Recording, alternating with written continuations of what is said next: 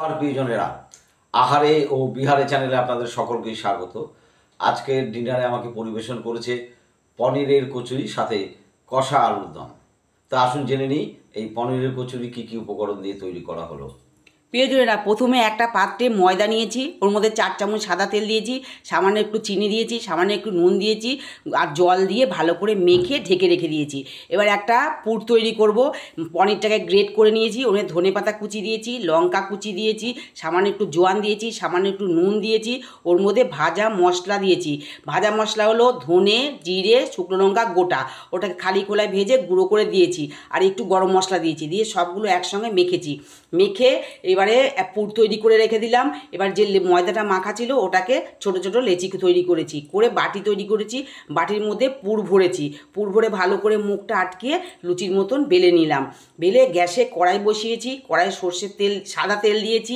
সাদা তেলটা যখন গরম হলো তখন কচুরিগুলো ওতে ভেজে ব্রাউন কালারে করে তুলে পরিবেশন করেছি পনিরের কচুরি। খেয়ে বলুক কেমন হয়েছে। তাহলে আর একদম দেরি নয় প্রিয়জনেরা, আমি এই গরম গরম কচুরির স্বাদ নিয়ে আপনাদেরকে জানাচ্ছি কেমন হয়েছে খেতে।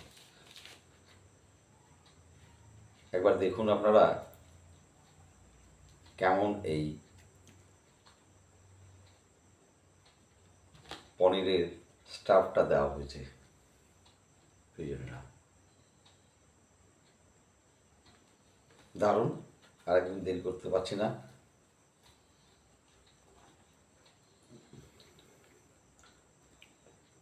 একটু গ্রেভি, একটু আলু নিলাম।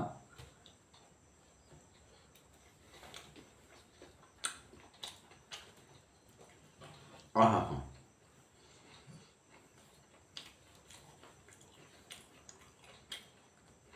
আহ,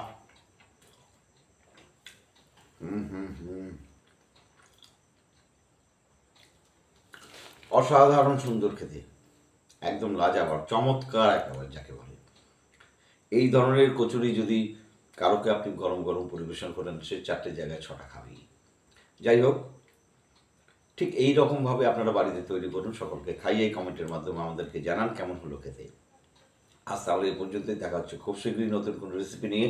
আপনারা সকলে সুস্থ থাকবেন, ভালো থাকবেন, আমার রেসিপিগুলো দেখতে থাকবেন। আর যে সমস্ত প্রিয়জনেরা এখনও পর্যন্ত আমার এই রেসিপিগুলো দেখেন অথচ সাবস্ক্রাইব করেন না, তারা এটা অতি অবশ্যই করে নেবেন। টাটা।